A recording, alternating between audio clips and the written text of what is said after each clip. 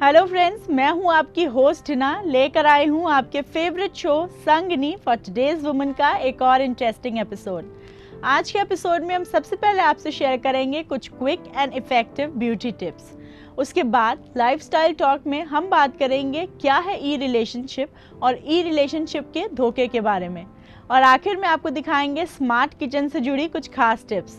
तो चलिए एपिसोड शुरू करने से पहले देख लीजिए आज के एपिसोड की कुछ खास हाइलाइट्स। लिप्स अच्छे दिखने के लिए सबसे इम्पॉर्टेंट है कि आप अगर चाहते हैं कि आप अपने लिप्स पे लिपस्टिक्स को ज़्यादा देर तक स्टे करें तो एक माइल्ड सा फाउंडेशन बेस उस पर लगाइए पहले।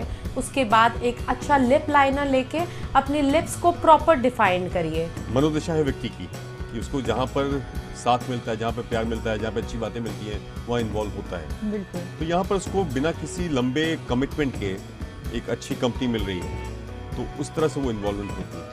अधिकतर महिलाएं किचन में जगह की कमी के कारण परेशान रहती हैं। स्मार्ट स्टोरेज के जरिए न सिर्फ आपकी जगह की कमी की समस्या हल हो जाएगी, बल्कि सामान सही तरीके से मैनेज होने से कुकिंग भी आसान हो जाएगी। तो चलिए दोस्तों, इसी नोट पे शुरुआत करते हैं आज के एपिसोड की, और सबसे पहले आपको दिखाते हैं कुछ quick beauty tips. Quick beauty tips का मकसद ये है कि जब आपके पास हो कम टाइम और आपको दिखना हो एकदम ग्लैमरस, तो आप इन ब्यूटी टिप्स की मदद से अपने लुक को और भी ज़्यादा एनहांस कर पाएंगी। तो चलिए देखें क्या है खास आपके लिए इस सेगमेंट में।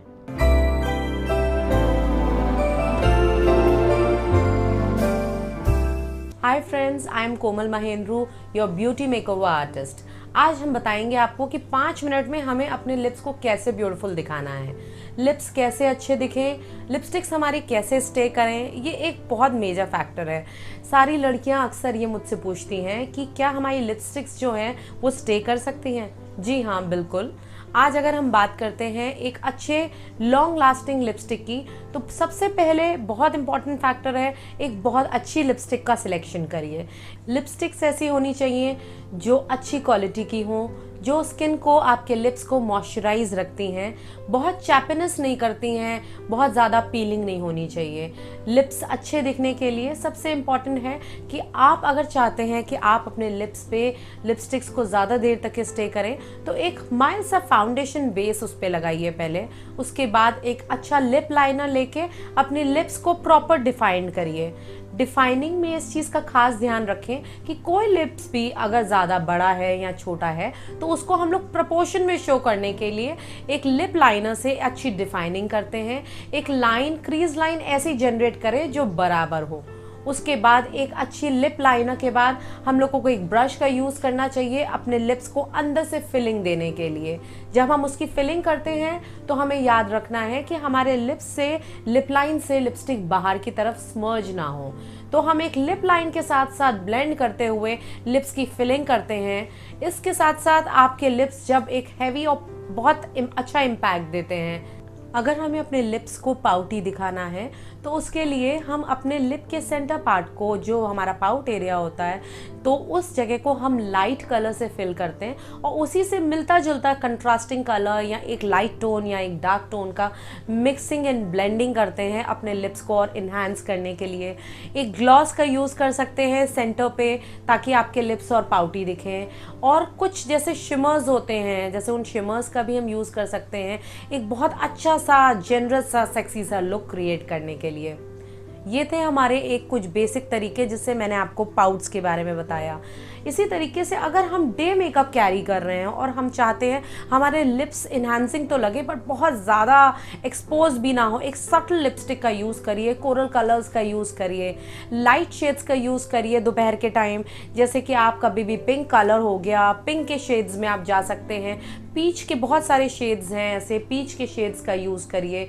एक अच्छे से लिप लाइन को डिफाइन करते हुए, अंदर से फिलिंग करते हुए एक स्मूथ लुक दीजिए, एक सटल लुक जनरेट करिए। नॉर्मली अगर हम कलर की बात करते हैं कि हमें कैसी लिपस्टिक के कलर सिलेक्ट करने चाहिए या हमको किस तरीके की लिपस्टिक करनी चाहिए यूज़, उस पर हम बात करते हैं। दिन के टाइम हम कोई भी बेसिक टोन्स का यूज़ कर सकते हैं। इनफैक्ट लिप बाम्स का भी यूज़ कर सकते हैं या ग्लॉसी लिप स्टिक का भी यूज़ कर सकते हैं। अगर हम बात करते हैं लाइट कलर टोन्स में, तो पिंक के बहुत सारे शेड्स हैं, आपके मोव्स हो जाते हैं। कलर से तो ऑब्वियसली आपकी ड्रेस के कलर से भी मैच करना बहुत ज़रूरी है। पीच के टोन्स हैं, एक बेसिक टोन्स हैं। आजकल बहुत ट्रेंड है लोगों को पीच के कलर्स यूज़ करने का। एक बेसिक न्यूड लिपस्टिक भी काफ़ी लोग कैरी करते हैं, जैसे कि बेज कलर्स कैरी करते हैं। और उम्र के हिसाब से भी लिपस्टिक का सिलेक्शन होना बहुत ज़रूरी है। कई बार देखा गया है कि आजकल लड़कियां नियॉन शेड्स पे जाती हैं, लाइट शेड्स पे जाती हैं, बट काफ़ी ऐसे लोग हैं जो नियॉन शेड्स को नहीं प्रेफर करते हैं। वो चाहते हैं कि वो डार्कर टोन्स यूज़ करें, ब्राउन्स के टोन्स यूज़ करते हैं, या अर्दी कलर्स में आपका बेज के टोन्स यूज़ करते हैं। वो सब चीज़ें जो होती हैं आपके पर्सनल चॉइस पे भी डिपेंड करती हैं। काफ़ी कलर्स आपके ड्रेस से भी कंट्रास्ट करना चाहिए, उस पे भी डिपेंड करता है। ये थे कुछ बेसिक कलर्स जो मैंने आपको बताए। इस तरीके से आप अपने कलर्स का सिलेक्शन कर सकते हैं, अपनी ड्रेस से कंट्रास्ट करते करते, और अपने लिप्स को और इन्हांसिंग बना सकते हैं।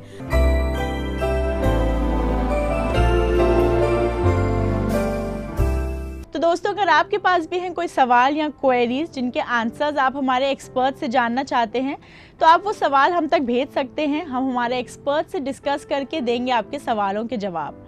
अपने सवाल भेजने के लिए आपको करना होगा सिर्फ इतना, हमारी फेसबुक आईडी है facebook/ETV संगनी। जैसा कि आप सबको पता है कि सोमवार से शुक्रवार हम दिखाते हैं 3 चुनी हुई सेल्फीज। तो चलिए देखें आज की 3 सिलेक्टेड सेल्फीज कौन सी हैं। संगनी सेल्फी कॉन्टेस्ट की आज की पहली पार्टिसिपेंट है आयुषी गुप्ता। संगनी सेल्फी कॉन्टेस्ट की आज की दूसरी पार्टिसिपेंट है पूजा सिंह। और संगनी सेल्फी कॉन्टेस्ट की आज की तीसरी पार्टिसिपेंट है सोनल शुक्ला। अगर आपने अभी तक इस कॉन्टेस्ट में पार्टिसिपेट नहीं किया है तो क्लिक करिए अपनी एक ब्यूटीफुल सेल्फी और भेज दीजिए हमारे फेसबुक पेज के मैसेज बॉक्स पे। उसके लिए आपको करना होगा सिर्फ इतना, मैसेज करें अपनी खूबसूरत सेल्फी facebook/ETV संगनी पर। बढ़ते हैं ब्रेक की तरफ, कहीं जाइएगा मत, क्योंकि ब्रेक के उस पार हम बात करेंगे हमारे लाइफस्टाइल एक्सपर्ट से ई रिलेशनशिप में धोखे के बारे में। मनोदशा है व्यक्ति की कि उसको जहाँ पर साथ मिलता है, जहाँ पे प्यार मिलता है, जहाँ पे अच्छी बातें मिलती हैं, वहाँ इन्वॉल्व होता है। बिल्कुल। तो यहाँ पर उसको बिना किसी लंबे कमिटमेंट के एक अच्छी कंपनी मिल रही है, तो उस तरह से वो इन्वॉल्वमेंट होती है।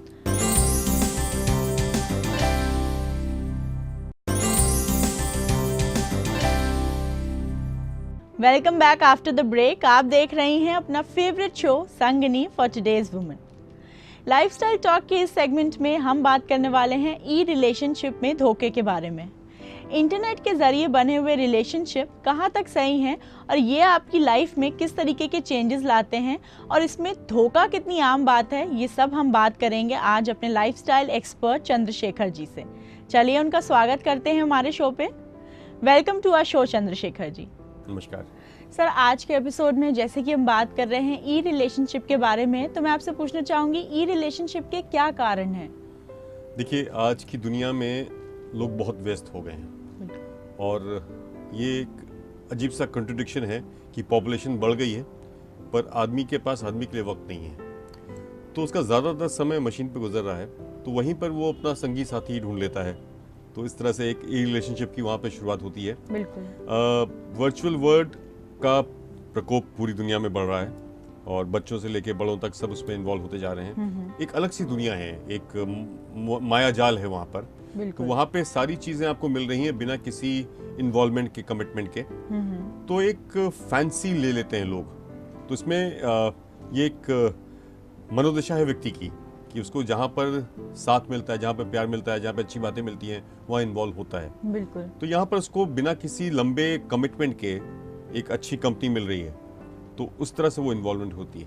बिल्कुल सर, जैसे कि अभी आपने कहा कि वर्चुअल वर्ल्ड का एक तरह से प्रकोप बढ़ रहा है, तो मैं आपसे पूछना चाहूँगी क्या वर्चुअल रिलेशनशिप जो है वो हमारे रियल रिलेशन के लिए विकल्प बनते चले जा रहे हैं? कतई नहीं बन सकती, क्योंकि एक ही डायमेंशन उसमें इन्वॉल्व है।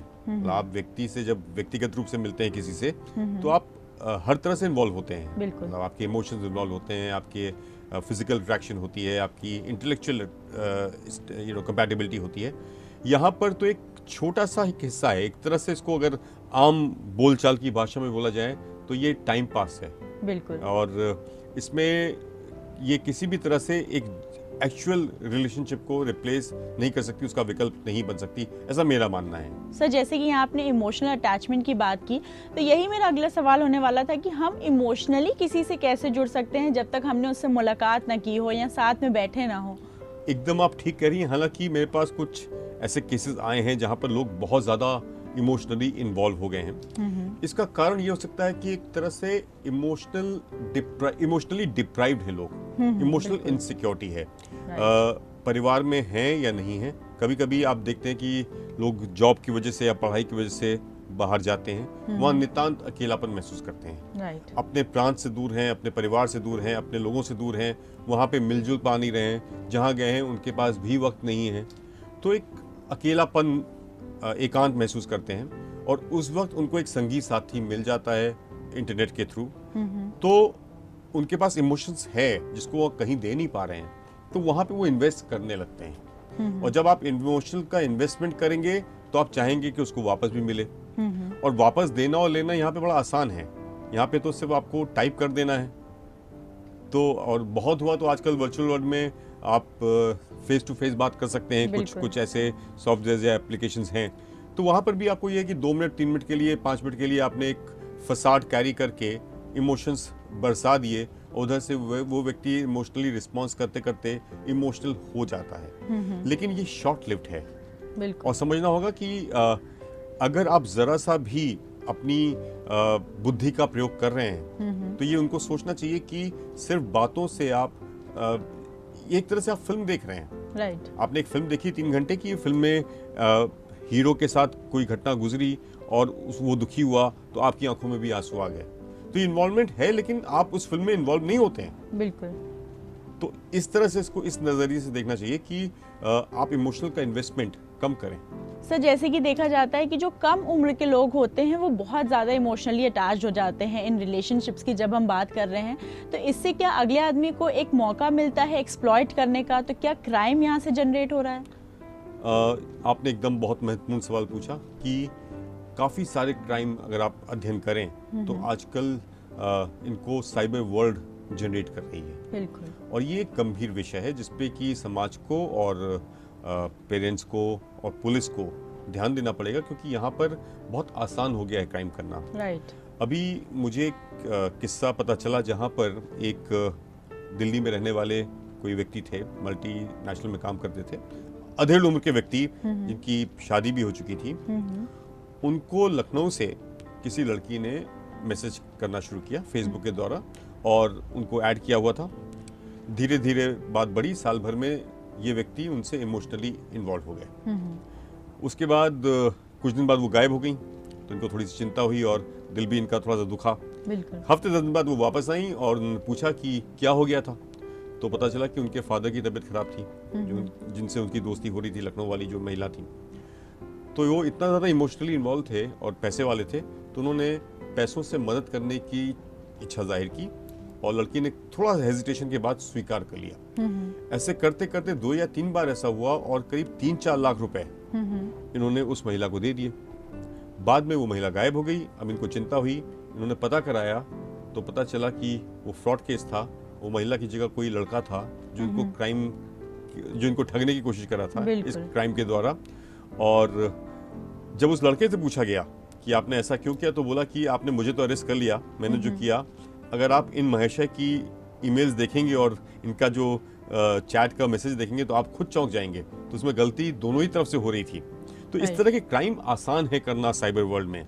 हालांकि ये एक तरह से मैं चेतावनी भी देना जा रहा हूँ उन लोग को जो साइबर क्राइम करने की सोचते हैं या साइबर वर्ल्ड द्वारा लोगों को फंसाने की कोशिश करते हैं, कि उसमें बच पाना एकदम मुश्किल है।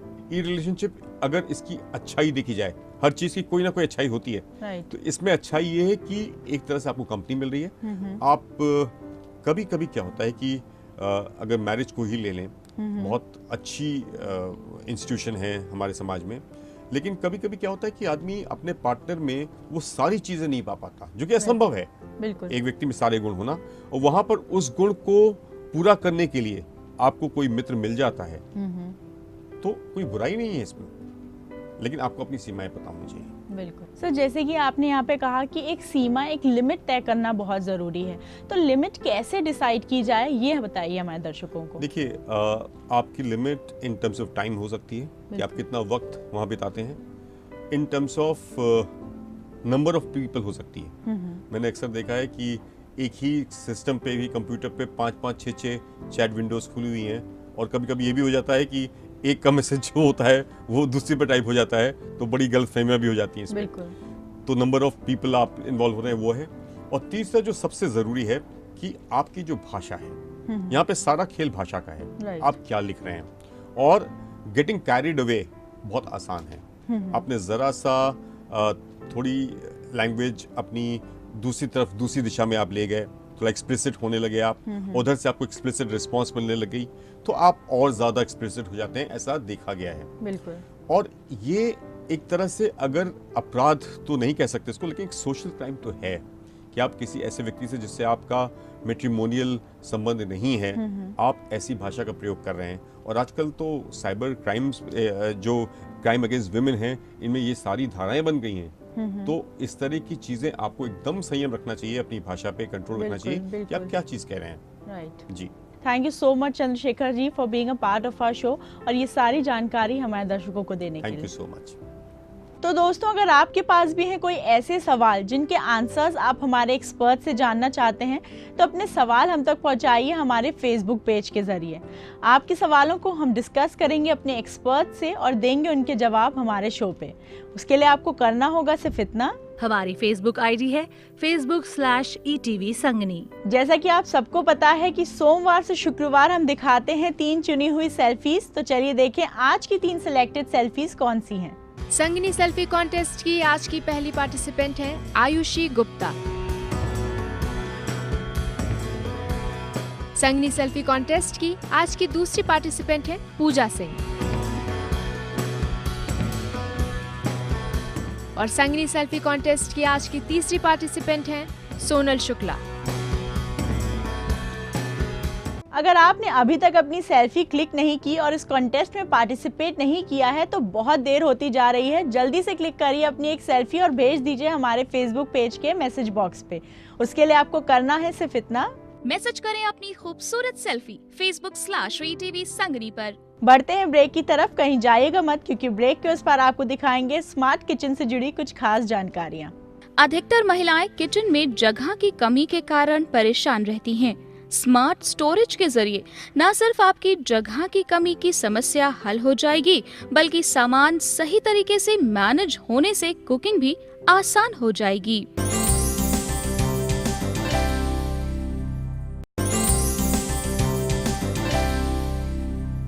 Welcome back after the break. आप देख रही हैं अपना favourite show Sangini for today's woman.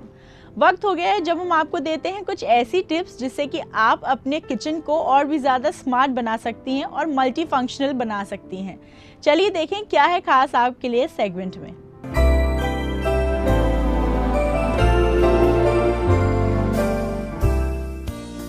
Smart kitchen में आज हम जानेंगे स्लीक किचन लुक। अधिकतर महिलाएं किचन में जगह की कमी के कारण परेशान रहती हैं। स्मार्ट स्टोरेज के जरिए न सिर्फ आपकी जगह की कमी की समस्या हल हो जाएगी, बल्कि सामान सही तरीके से मैनेज होने से कुकिंग भी आसान हो जाएगी। स्लीक किचन के लिए आप क्रिएटिव कॉर्नर यूनिट, रसोई का सामान खरीदने के लिए कॉम्पैक्ट यूनिट, व्यवस्थित स्टोरेज के लिए वुडन पार्टीशन और अंडर सिंक यूनिट की व्यवस्था करें। ये चीजें किचन को स्पेशियस बनाने के साथ ही उसे साफ और व्यवस्थित भी बनाती हैं। न्यू एज एक्सेसरीज से आप किचन के स्टोरेज स्पेस को न्यू लुक दे सकती हैं। ट्विन कॉर्नर यूनिट से कॉर्नर यानी कोनों के बेकार पड़े स्पेस का इस्तेमाल किया जा सकता है। कोनों पर बने इस यूनिट में बड़े बर्तन जैसे प्रेशर कुकर, कढ़ाई, पैन आदि को आसानी से रख सकती हैं। जब आप हर जगह लेटेस्ट टेक्नोलॉजी का इस्तेमाल करती हैं तो भला किचन को इससे महरूम क्यों रखा जाए। मल्टीपल ओवन सिस्टम का इस्तेमाल करके आप रोस्ट, स्टीम और ग्रिल एक साथ कर सकती हैं। इलेक्ट्रॉनिक चिमनी आजकल लेटेस्ट टेक्नोलॉजी से लैस होकर मार्केट में आ गई है। जहां इनमें सक्शन कैपेसिटी अधिक है, वहीं पर ये एनर्जी एफिशिएंट भी है। बात अगर हम लेटेस्ट कुकिंग बर्नर्स की करें तो ये आजकल ऑटो इग्निशन टेक्नोलॉजी के साथ मार्केट में मौजूद है। जरूरत के हिसाब से आप 4, 6 या 8 बर्नर तक के कैपेसिटी को अपने किचन में शामिल कर सकती हैं। एक और इनोवेटिव चिमनी सिस्टम मार्केट में आया है, जिसे डाउन ड्राफ्ट चिमनी कहते हैं। इसे जब जरूरत हो तो प्लेटफॉर्म से ऊपर की ओर उठा लें और जब काम खत्म हो जाए तो इसे नीचे की तरफ रोल कर दें। इंडियन किचन के लिए ये परफेक्ट है। सिर्फ अप्लायंसेस ही नहीं बल्कि किचन का लुक भी अब मैटर करने लगा है। आकर्षक किचन शटर अब आपके नीरस किचन को सजीव और सुंदर बना देंगे। Solid wood, MDF, marine ply और पार्टिकल बोर्ड से बने शटर अलग अलग तरह की फिनिशिंग में मिलने लगे हैं, जैसे बनीर, मेम्ब्रेन, लैकर्ड आदि।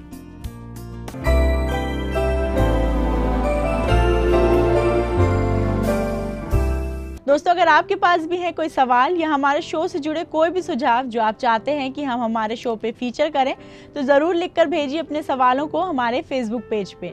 उसके लिए आपको करना होगा सिर्फ इतना, हमारी फेसबुक आईडी है facebook/ETV संगनी। दोस्तों चलिए एक बार फिर देख लेते हैं कि आज की 3 सिलेक्टेड सेल्फीज कौन सी हैं।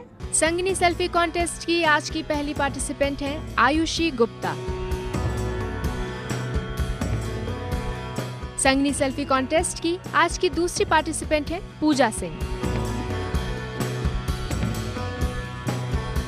और संगनी सेल्फी कॉन्टेस्ट की आज की तीसरी पार्टिसिपेंट है सोनल शुक्ला। अगर आपने अभी तक इस कॉन्टेस्ट में पार्टिसिपेट नहीं किया है तो जल्दी अपना फ़ोन उठाइए और क्लिक करिए एक ब्यूटीफुल सेल्फी और भेज दीजिए हमारे फेसबुक पेज के मैसेज बॉक्स पे। मैसेज करें अपनी खूबसूरत सेल्फी facebook/ETV संगनी पर। तो इसी के साथ वक्त हो गया है आज के एपिसोड को वाइंड अप करने का। आप दीजिए अपनी होस्ट हिना और संगनी की पूरी टीम को इजाज़त। आपकी संगनी कल फिर हाजिर होगी कुछ और नई और इंटरेस्टिंग जानकारियों के साथ। तब तक अपना ख्याल रखिए, स्वस्थ रहिए और ब्यूटीफुल दिखिए। नमस्कार।